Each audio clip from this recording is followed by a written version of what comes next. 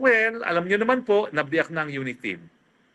At ngayon po, parang meron na talagang engkwentro sa panig ng Marcos at ng Duterte. Dahil sa parte ng mga Marcos, anong ginagawa nila sa mga Duterte? Unang-una, nandyan yung planong i-impeach si Inday Sara. Nandyan yung planong ipakulong si Inday Sara at si Presidente Duterte.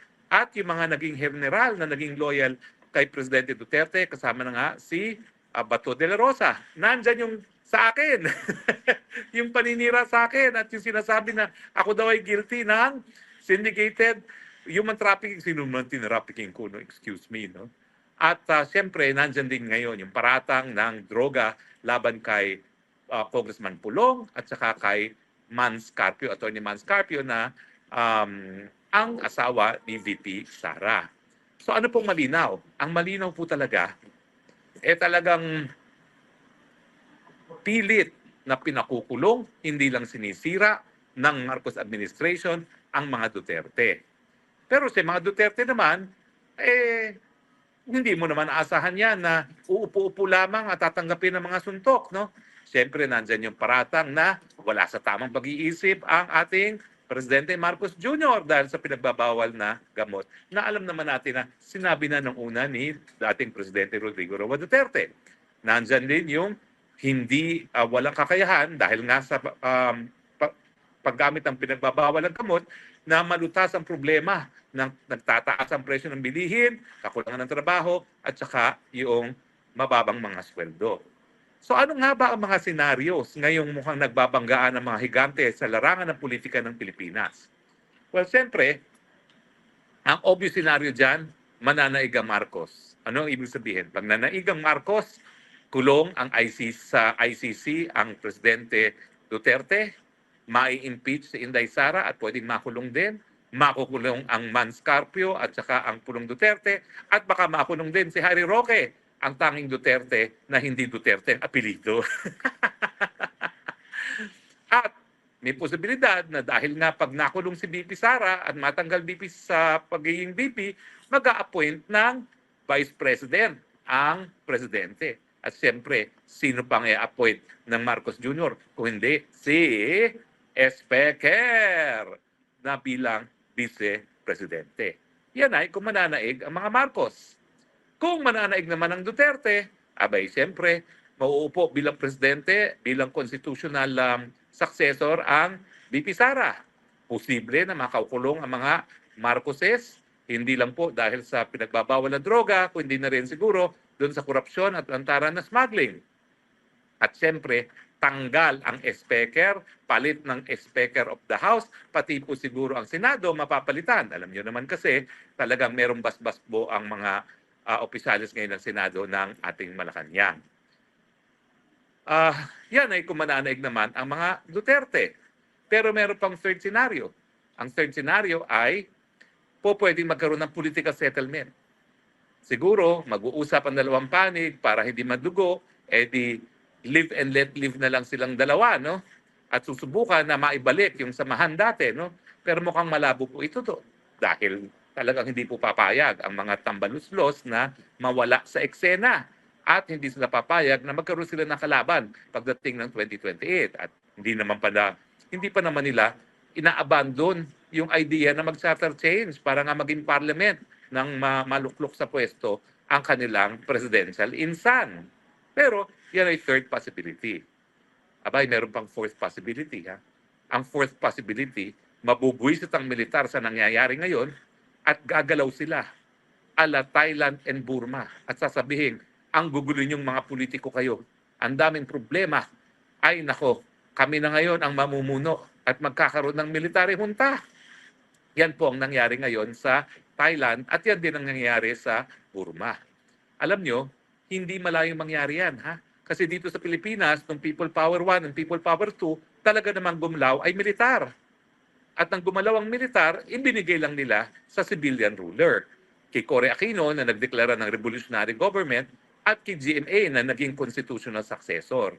Pero alam nyo po, nung pinayagan nating makialam ang militar ng First People Power, talaga pong sumunod na tayo sa yapak ng Thailand na nakikialam na ang military sa politika. So, meron din pong posibilidad na kapag ang militar ay nakialam, well, sila mamumuno at sila magbubuo ng military junta. Ibig sabihin, wala nang halal na opisyales at siguro magkakaroon na lang ng eleksyon na baka isabay sa 2028. O pwede bang magkaroon ng constitutional succession? Well, pwede namang siguro na dahil ayaw nilang pulaan ng buong daigdig, paupuin itong constitutional successor na si Inday Sara Duterte. Pero kung ito po talaga ay kudita, wala pong basihan na yung constitutional succession. Bakit? Kasi babaliwalain na nila yung saligang batas. So wala ring karapatan si Inday Sara Duterte na umasa na siya magiging constitutional successor. Or posible naman na parang Angie Reyes formula, no? Na okay, magwi-withdraw ng support ang militar, pero hahayaan nilang mag-take over yung constitutional succession at hindi magdedeklara ng revolutionary government.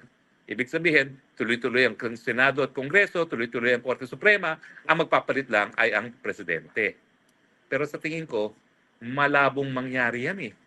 Kasi ang tingin ng military ngayon, base dun sa kanilang mga public statement, masyadong korap na ang Kongreso. Mantakin ninyo, yung dating nababalita na 10% SOP sa kalye at saka 5% na SOP sa building, ngayon daw, as high as 50%. 50% na. So ano pang matitirang budget para sa proyekto ng taong bayan? Ubus na. So mukhang malabo na magkakaroon ng constitutional succession matapos magkaroon ng withdrawal of support ang militar. Pero posibilidad pa rin yun, yung Angie Reyes formula. Well, hindi natin alam kung anong mangyayari. Well, pwede rin naman talaga maulit ang 1986, di ba?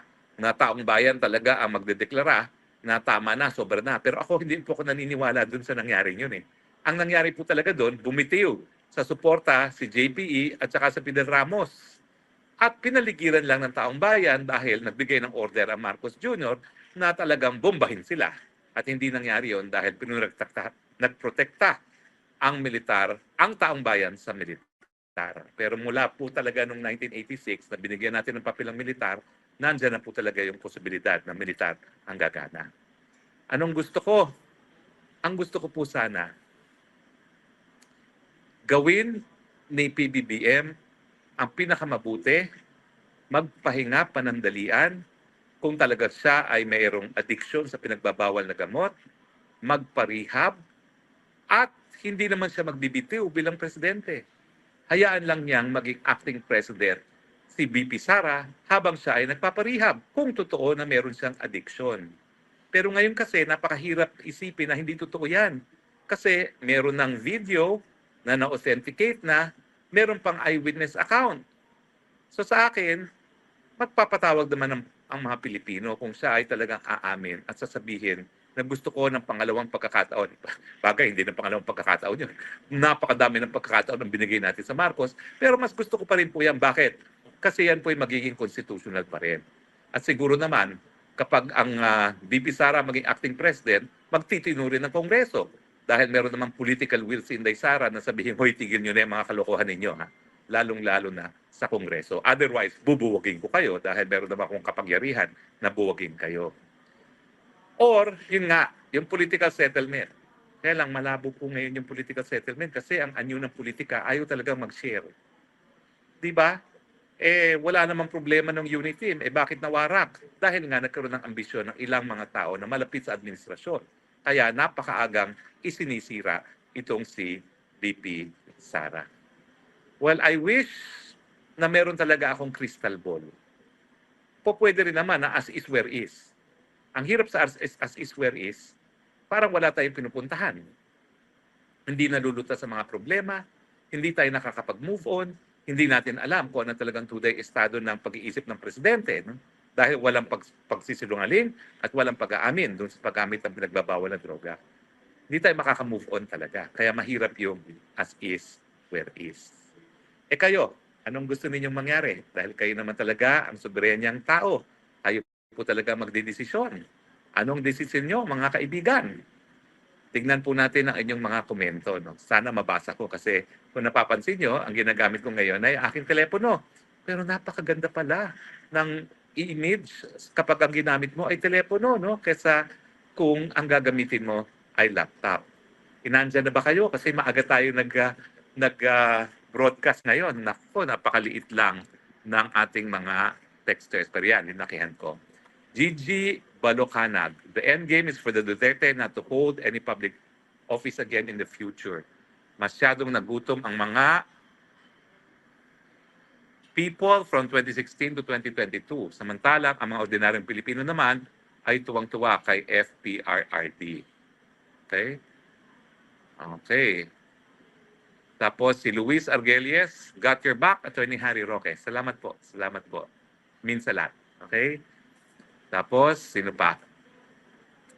Reme Santos, kung talagang user, kailangan niyang bumaba sa pwesto. Anong magpapahinga? Kalokohan yun. Well, alam niyo naman, pinagbibigyan natin. Kayo talaga. Kenneth Morales, punta military parang mga nangyari sa Sudan, Niger, Mali. Kung ako, hihingi ako ng suporta sa Moscow. Kayo talaga. Ano ba pakialam ng Moscow sa atin, no? Anyway. Ruel Dia Garcia, ang nakakatakot ay military punta. Huwag sanang mangyari ito.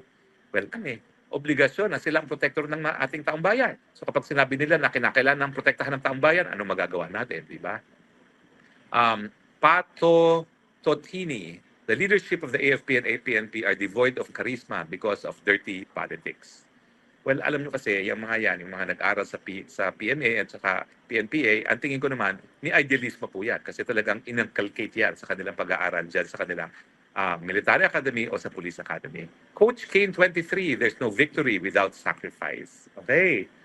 Ganda naman po yung sinasabi ni Coach Kane. Okay. Storm Rider, attorney, ang pinagtataka ko, bakit ayaw imbitehan ng Senado si Miss Cathy? Kahit anong sigaw natin parang bingi ang mga nakaupo. Tagilid ng barko natin, sama-sama na tayong nitong lulubog. Well, ang alam ko naman po, nagsalita naman si Senator Bato na iimbitahan niya talaga si Cathy Binag, no? So, antay-antay lang po tayo, no? Okay, but maraming salamat, Storm Rider.